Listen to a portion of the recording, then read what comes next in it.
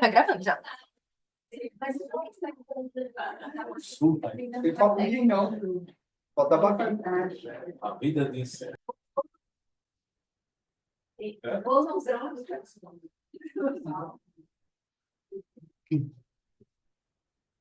Ó, então vamos só para discutir algumas coisas que a gente que vocês esperam da vida aí. Dá tempo de seguir em frente ou desistir. Então, pode parecer meio clichê, mas vocês também não sabem que as UTIs foram criadas pela Florence Nightingale, primeiro. Na Crimeia, na verdade, o primeiro UTI que era alocando os pacientes mais graves, oferecendo áreas para conseguir monitorizar melhor. Então, o primeiro relato que a gente teria de Montseny foi uma UTI para cuidar dos pacientes em guerra. Quem organizou foi a Florence Nightingale. Daí depois isso foi evoluindo. E foi evoluindo como? Depois, por exemplo, da epidemia de poliomielite. E daí não tinha onde colocar os pacientes com ciência respiratória, colocava todos agrupados em um local e aconteceu isso aí. Daí tem essa discussão, como o Dr. Laerte falou, ó. O tal libanês possui residência aqui, primeiro tem no SPT1 e tem a falácia aí do Hospital do Rio de ter tido em 1959, servidores públicos. Essa história aí. Eu até fiz questão aqui do qual que é a primeira que tem no Brasil, porque para a gente acho que é aqui mesmo. E a residência em medicina intensiva aqui do Sírio começou começou com estágios de UTI, em 95. Daí depois, quando virou especialidade, que foi formalizada a residência em medicina intensiva. E daí, a AMIB foi criada aqui nos anos 80, início da regulamentação da especialidade pela AMB em 82 e pelo CFE em 1992. Então, temos aí 30 e poucos anos de especialidade, né? E a primeira presidenta foi a doutora Marisa D'Agostino, que ainda trabalha em TI, às vezes passa visita, inclusive, paciente aqui nesse sítio. Possivelmente vocês vão conhecê-la aí, quem quiser tirar foto, e todos os eventos da MIB ela ainda está presente. É uma senhorinha com cheiro de tal. Não é? Ela tem cheiro de tal. Então, a primeira... E a residência, então, em medicina intensiva, o que aconteceu? O programa inicial eram 2 anos, critério de residência prévia, de clínica médica, cirurgia e anestésia. E, no meio da pandemia, final da pandemia, foi que mudou para um programa de 3 anos de acesso direto, que tem a possibilidade de ser ano adicional de subespecialidade. Né? Qual que é a grande... O que aconteceu essa mudança de programa? Existe, na verdade, vamos dizer assim, um déficit em relação ao intensivistas aí, e a gente não ficou bem claro para todo mundo a diferença de mortalidade quando uma UTI é conduzida por intensivistas e quando é só conduzida por médicos que dão um plantão na UTI. Então, isso foi uma das questões que foram levantadas que precisava, o Brasil precisa ter mais intensivistas indicados aí, que não é nem questão de reserva de mercado, é questão de que, para melhorar a qualidade assistencial nesses momentos que a população mais precisa. Quase teve a aprovação do R4 de UTI esse ano, possível até ser autorizado de ser candidata a um dos primeiros programas. Depois a AMIB segurou, a gente não sabe se isso vai acontecer para 2026. Professor, esses R4 já tem algumas áreas assim que se comenta sobre? Não, seria um R4 de UTI. E daí teria o foco desse R4 de UTI seria aqui, especializar, por exemplo, ter mais discussão sobre 3 meses em ECMO, 3 meses em neurointensivismo, 3 meses em gestão, essas coisas mais para discutir isso aí. Tá bom. Daí, acho que interessante, saiu meio ruim ali, mas saiu essa semana, a semana passada, no Congresso americano, saiu a definição americana do que seria um médico intensivista. Então, seria um médico que ficou meio ruim, não sei o que aconteceu aí. Mas é um médico que é especialista em terapia intensiva, que dedica a maior parte do tempo ao prestar assistência ou gerenciamento de uma unidade de terapia intensiva e liderança da equipe multidisciplinar. Então, tem todos esses papéis aí, de assistência, eventualmente de lidar com o gerenciamento da unidade, liderança de equipe de pesquisa, então vocês veem que tem uma ampla gama de alocação disso aí, tá?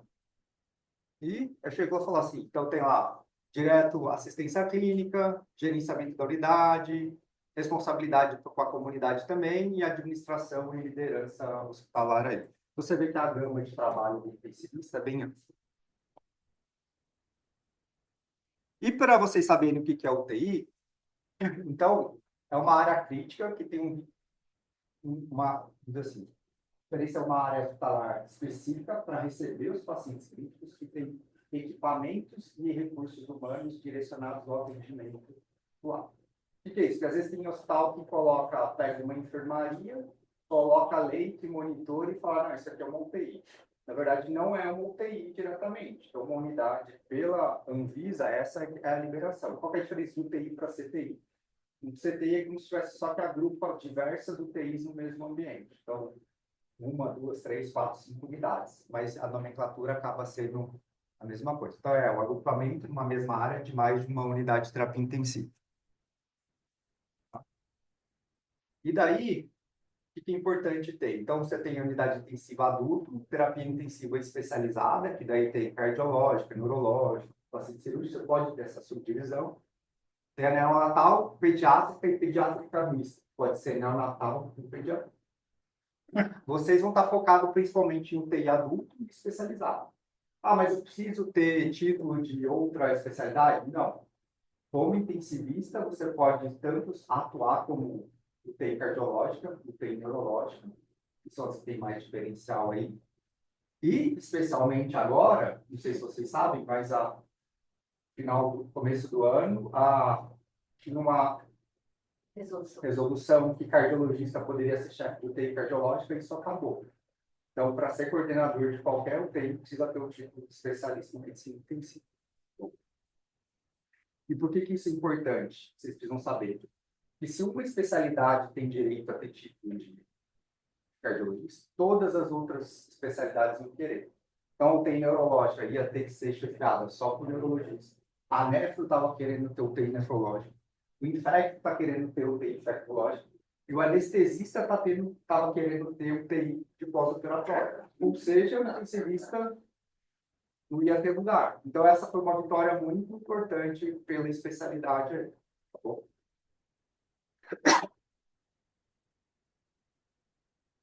Então, a gente fala 2010, relacionado à organização, UTI, estrutura física e recursos, tem que ter recursos humanos específicos, desenvolver processos para fluxo de trabalho, é responsável por transporte de pacientes, gerenciamento de risco e avaliação de indicadores mensais aí que precisa apresentar, tá?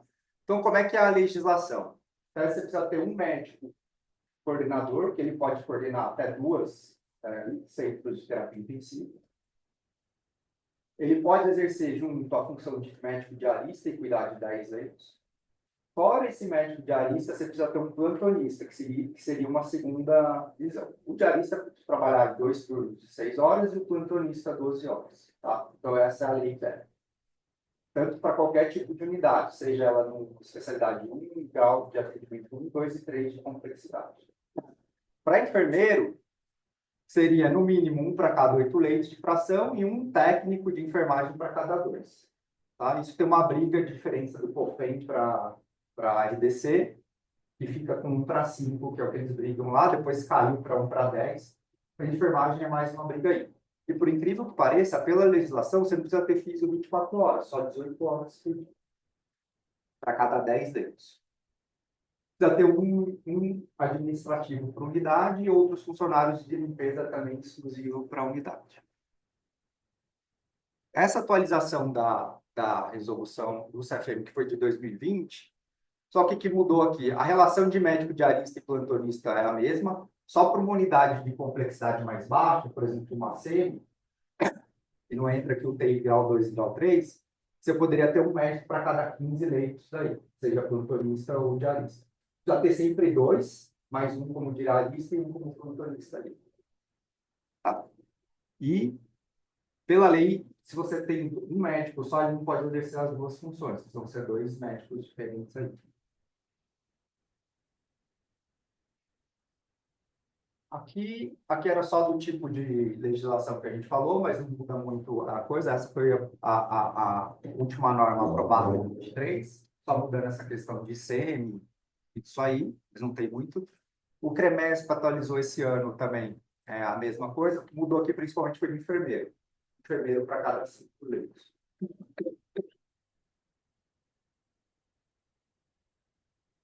E aquilo que a gente falou, precisa ter UTI geral, UCI, UPA, UTI queimados, precisa ter tipo de especialista em medicina intensiva. Tá? E eu acho que é o que é mais a dificuldade que a gente tem ainda, principalmente na época do Covid, em que isso não estava exercendo.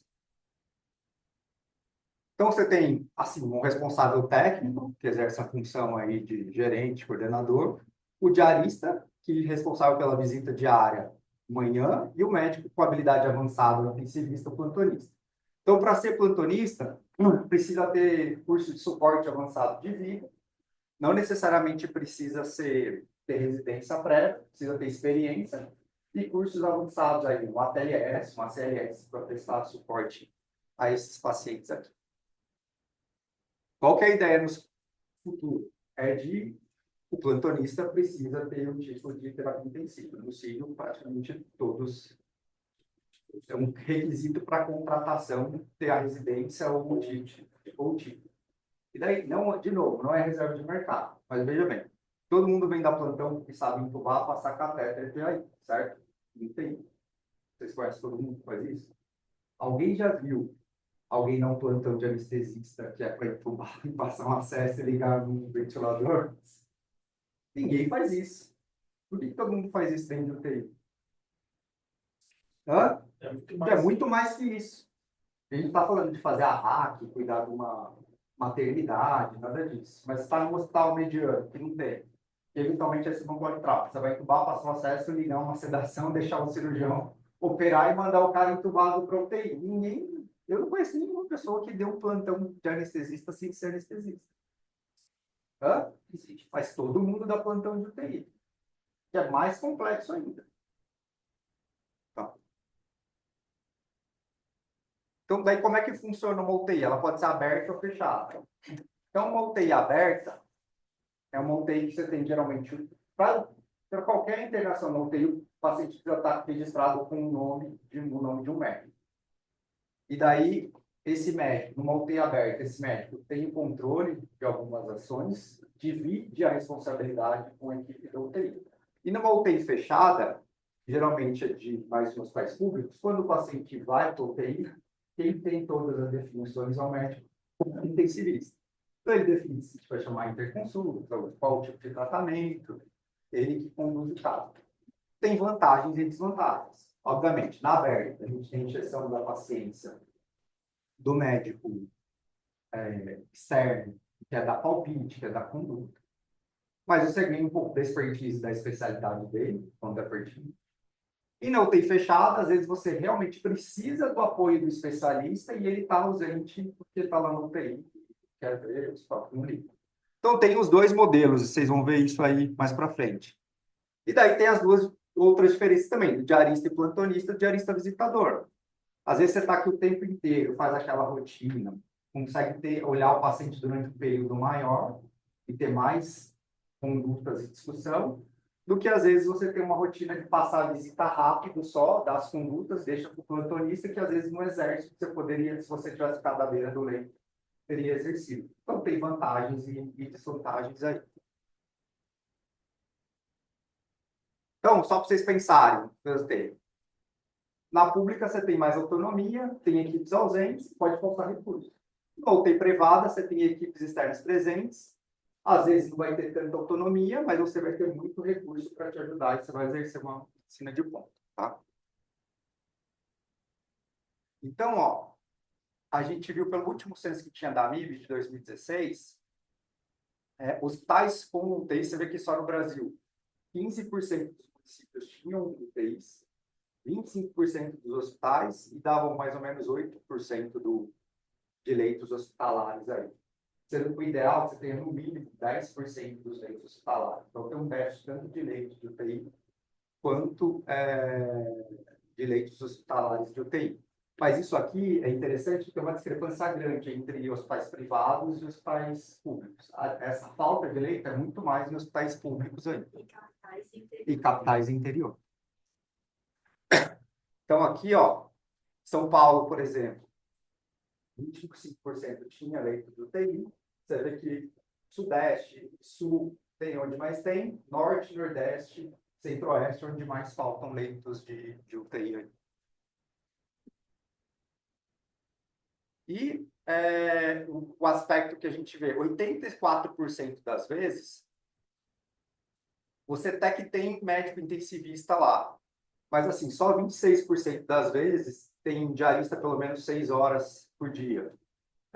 6 horas, 7 dias por semana, só 22% das vezes.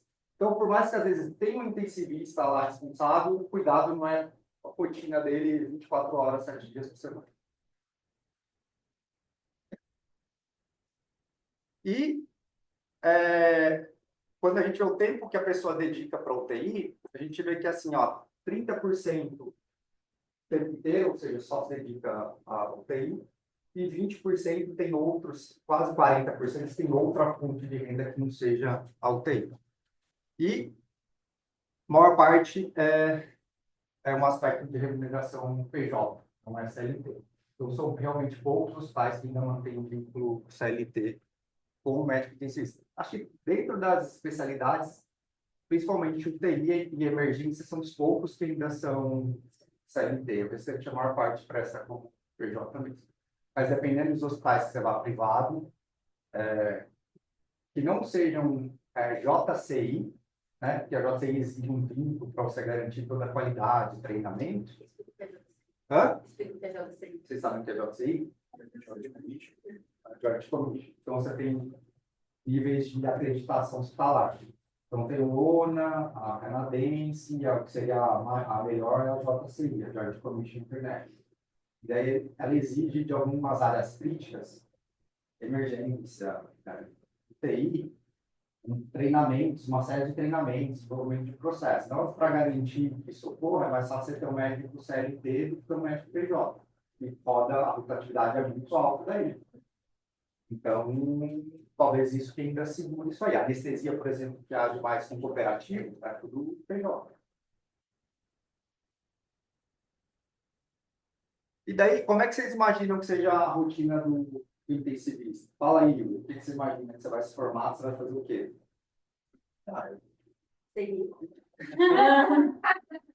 Trabalhar pouco, Não, isso eu sabia que ia ser. segunda a sexta, horário comercial. Eu imaginava, geralmente, a escala de plantões de 12 horas, depois que tivesse mais experiência, se tornasse chefe dos serviços mesmo, e fazer plantões de 6 ou 15. Eu sempre imaginei que a maior parte dos plantões seriam plantões de 12 horas. 24 horas, sei lá, então, Ó, você pode ser, inicialmente, acabou a residência, a maior parte das vezes você vai se tornar plantonista. Até 1 ou 2 dos pais você vai dedicar, os plantões geralmente são 12 horas ou 24 horas. Evitem trabalhar mais de 24 horas seguidas. Você pode ser o diarista, trabalhar 6 horas por dia, geralmente. Eventualmente, você consegue ser diarista em 2 lugares. E você pode, além disso, pegar plantões extras aí. Então, você consegue ter o salário fixo. Se quiser mais dinheiro, você dá uns plantões extras para complementar a renda, tá? Tem vantagem de vantagem. O diarista plantonista, geralmente você está horizontal ali, no feriado, você consegue trocar. E se for um visitador, você consegue dividir as visitas, por exemplo. Ali, tá? O coordenador, geralmente, trabalha só em um hospital. Tem, que é o técnico de futebol, tem o risco do emprego. E tá, apesar de às vezes não estar na UTI 24 horas, está ligado 27 dias, 7 dias, 24 horas. Tá? Então ele está relaxado lá, conversando, toca o telefone, alguém chega a paciência dele. Alguém chega a paciência dele. Tá? E o plantonista depende da escala, trabalha geralmente fim de semana, mas vai embora para casa sem estresse. Acabou, sai do plantão, desliga o celular e vai ligar. Tenho saudades. Geralmente isso aqui, às vezes, você pode ser acionado, tá? E daí, a vantagem é que você pode ser o quê? Você pode escolher. Você vai querer ser cabeça de sardinha ou rabo de baleia. Você pode escolher o que você vai querer ser. mas você consegue ampliar bem. Isso só pensando em questão assistencial, tá? E daí qual que é o valor da hora de trabalho aí? Isso aí varia. Tem uma variação entre CLT e PJ, mas você pode ganhar de 1.500 bruto a 2.800 no hospital, que dependendo da sua hora, você consegue tirar isso aí, tá? Um diarista, se for trabalhar só 6 horas, 5 dias por semana, e também dependendo de onde você trabalha, você consegue tirar um belo salário aí de 30 mil. Só sendo diarista, 6 horinhas, eventualmente pega um plantãozinho extra e tal, você consegue ser. E o coordenador vai depender do modelo, PJ, onde você trabalha, mas você consegue às vezes ganhar 60 mil. Doutor Arte, 200 mil. Um monte desses 60. Então depende aí. E você Tem desses consegue. 60. Dependendo do site, como é que funciona? Não, Você então, você vai ganhando coordenação, ou você pega um bolo, ou você vai ganhando unidades. Então, você trabalha em redes de hospitais. Ah, ganhei uma unidade aqui, ganhei uma unidade lá. Daí você vai ganhando, juntando isso aí. É óbvio que tem as vantagens e desvantagens. CLT, você tem uma segurança maior de emprego, tem os benefícios, tudo isso. Tá? terceiro, 13º, férias remuneradas, bônus. bônus, três, Daí, ó, adicional noturno, um médico que acabou pela CAPO aí, for trabalhar as 40 horas, um médico intensivista em 2023 aí não estava tão ruim, não. Ó, estava ganhando 10 mil, comparando com outras especialidades. assim que eu posso tirar daí. Não pode O padrão. Mas olha e daí a gente peguei de novo, médio vagas, cato, tudo isso, ó. O intensivista ficava em 25 mil, ó, mas ganhando até um pouco mais do que anestesista e, obviamente, neurocirurgião plástico não dá para comparar, tá? Mas é isso aí. Então, você vê, não é um salário ruim, você consegue determinar exatamente quanto que você quer ganhar. E daí o que é mais importante, que vocês vão assumir, é a visão de programação da vida financeira. Porque o que vai acontecer? Se a gente pegar a vida do intensivista, você acabou a residência, você vai dar 30 plantões no mês. E você acha que você vai manter um padrão de vida de ganhando 80 mil por mês. Só que você vai chegar no seu platô máximo aqui, e é isso que você vai conseguir manter, ou vai, depois de um tempo, pedir esforço. Então, comparando com outras especialidades, que o cara vai montando um consultório, fazendo uma carteira, ele vai chegar num ritmo de trabalho, às vezes, menos intenso, e que, ao longo prazo, ele consegue manter essa quantidade maior. Eventualmente, ele vai dar o plantão no emergência, ou para fazer trabalhos extras, que ele vai continuando complementando a renda disso aí. Então, por isso que é muito intensivista e anestesista, mais ou menos isso. Acabou a residência, enche de plantão, faz uma grana muito boa, e daí depois é difícil manter esse ritmo de trabalho com o ritmo de vida que você fez, né?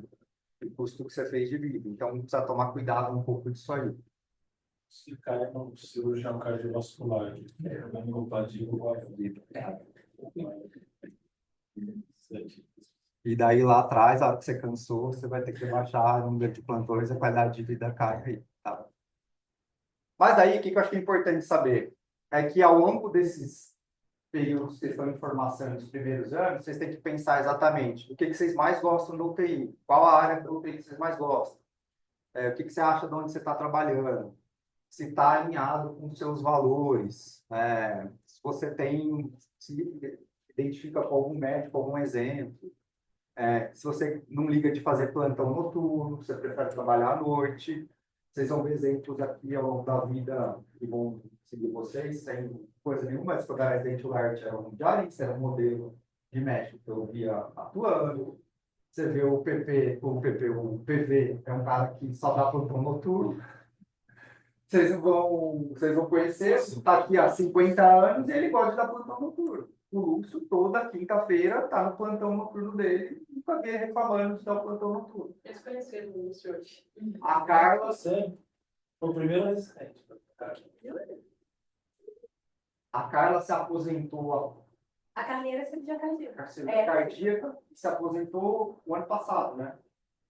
30 anos, segunda-feira, dando plantão noturno na UTI, sábado, fazia o resto da semana trabalhando. Então, vocês vão São ver. exemplos variados. São exemplos variados aí, né? Você tá, qual que é a sua abordagem quando você tem um paciente em sofrimento, morte? Então, qual que é a sua vida pessoal? Você vai ter que ir desenvolvendo isso aí. E daí, nisso, você vai ver o que lado que você quer. Você vai gostar mais de uma UTI cirúrgica, você quer uma UTI de especialidade. E a gente vai ter algumas opções de tratamento, de evolução. E daí, bem que isso aqui, ó, você tem, na verdade, você chama, dentro da UTI, você consegue desenvolver uma carreira em mix. Você pode ficar só como assistência, só, vamos dedicar, dar uma plantão, cuidar de doente.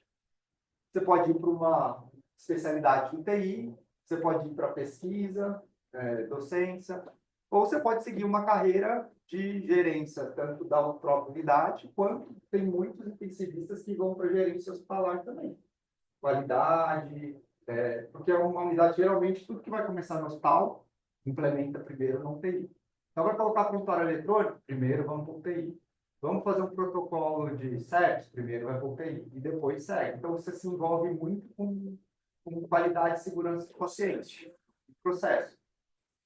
Mas é difícil manter a concomitância, assim, de assistência e gerenciamento, coordenação, é difícil. Realmente não. É difícil manter a concomitância dessas duas, tanto coordenação quanto assistência. Você consegue, mas vai ser bem puxado. Por exemplo, ele gerencia 3 unidades aqui. Quantos médicos tem aqui? 50 Agora médicos, vamos mas 55. enfermagem, Mais a SEMI. mais a SEI, é difícil, não vai conseguir lidar com outros casos. Agora não, só Tá você chegar fora na da UTI. lei para você conseguir fazer outras coisas. Né? Talvez um hospital menor, né? Uma UTI de 10 leitos, você consegue. Consegue, depende de onde você está, do hospital.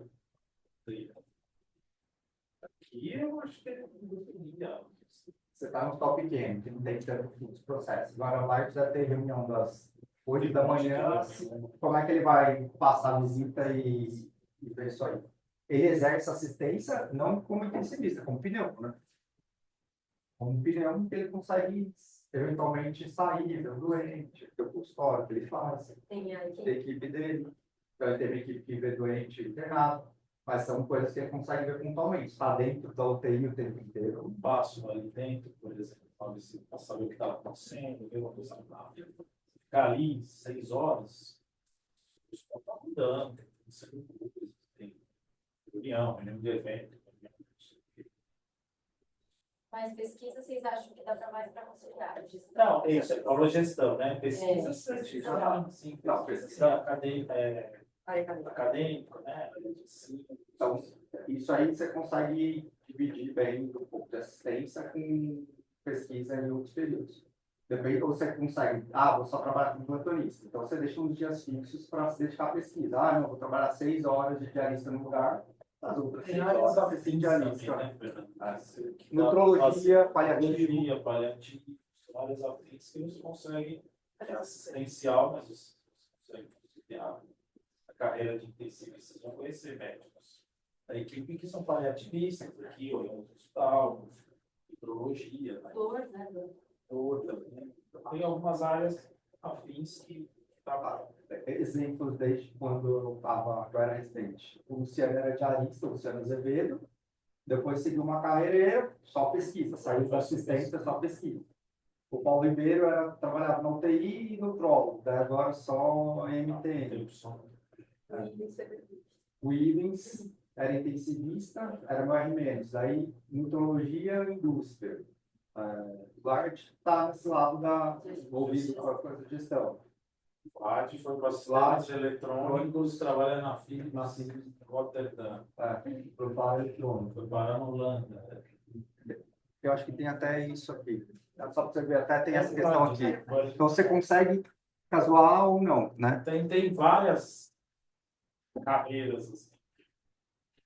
E se você consegue, dentro de uma mesma unidade, principalmente quando está sendo CLT, é exemplo daqui do Círio, que você consegue desenvolver. Então você começa às vezes como júnior, passa para pleno e sênior, dependendo do quanto que você teve merecimento aí, mas por critérios aí relacionados ao que você faz, tá? E daí, obviamente, isso vai aumentando a sua responsabilidade. Então, você consegue ter carreira ou ter uma ascensão dentro da empresa. Porque os que daí tem isso, mede preferência técnica, não seja para resolver os problemas mais complexos dentro da mesma equipe. Então, você consegue desenvolver isso aí. Daí, só que você me perguntou, ó, aqui tem a lista de todos os residentes aí do Ciro. Então, desde que foram aí.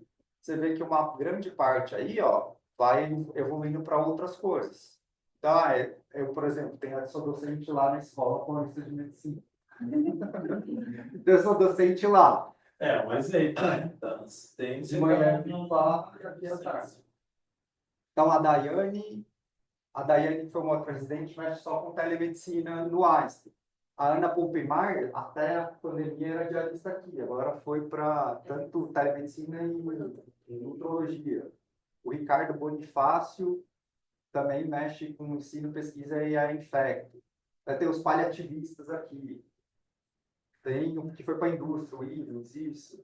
Tem residentes que fizeram outras especialidades, tá? Jorge, Fernando Gibran. Então, tem vários exemplos aí. A Mariana aqui fez... Hã? Desculpa, eu já estava olhando. Ih, ele tá frente, esse que está. Ah, ele é um pouquinho... Ele trabalhava lá na BP também. Ele trabalhou aqui na pandemia. Ele tem um pouquinho de sobrepeso. Ele fez com a minha pele, você estava pensando. Não, não sabia que tinha feito carreira. Eu também, não.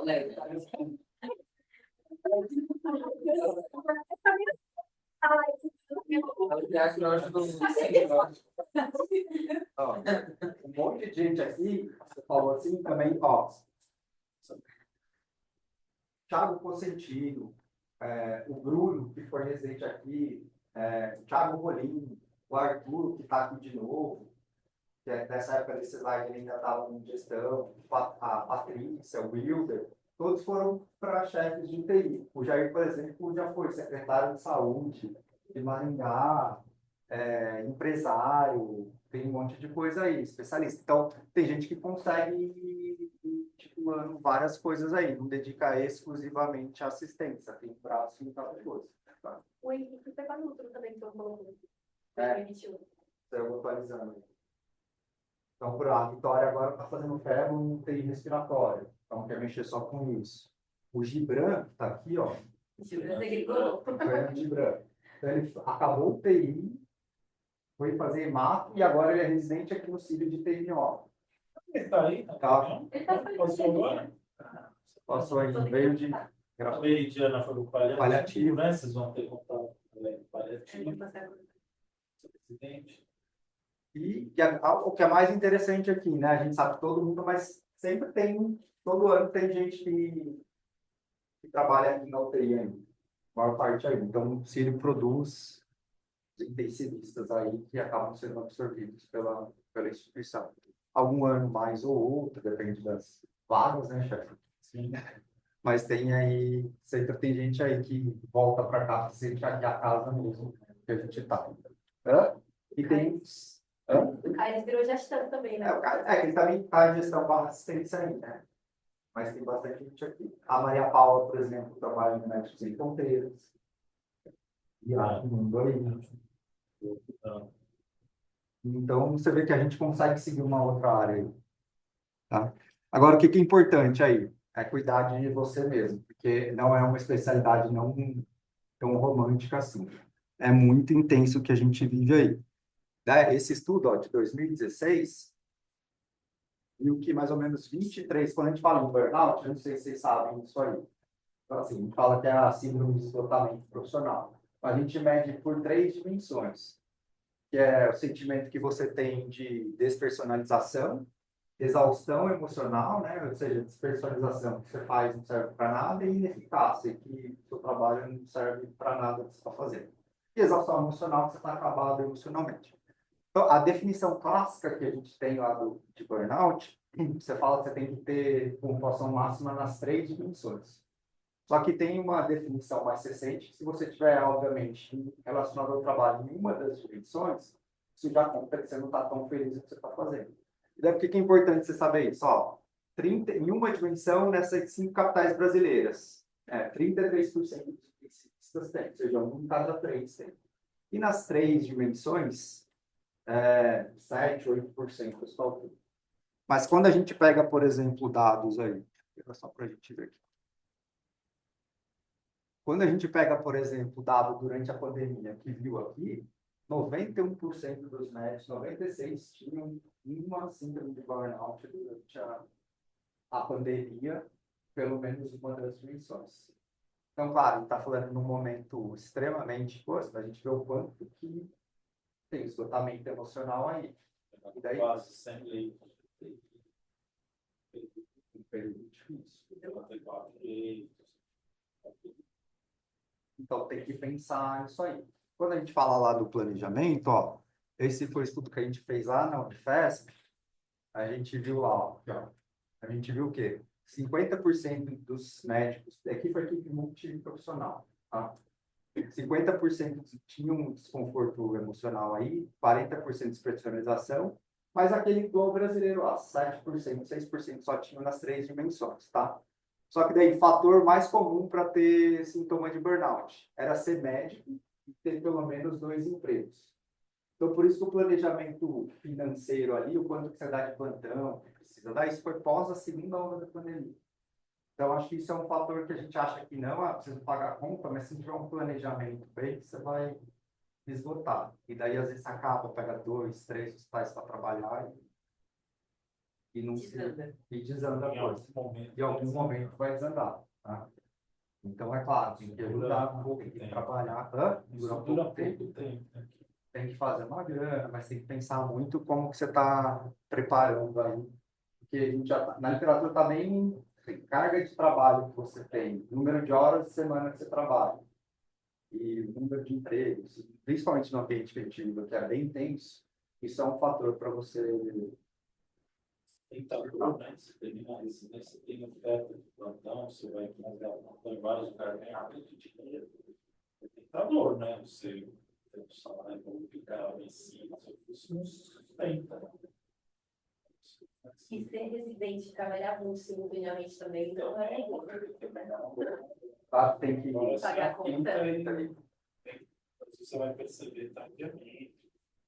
Não é tão simples, né? Tem que tomar cuidado. Eu acho que é isso. Prepara para o futuro, crie suas metas, define seu objetivo, vá conhecendo a especialidade e a curto e a longo prazo. E o mais importante aí, ó, tem que ter orgulho de ser. Bom, era isso aí.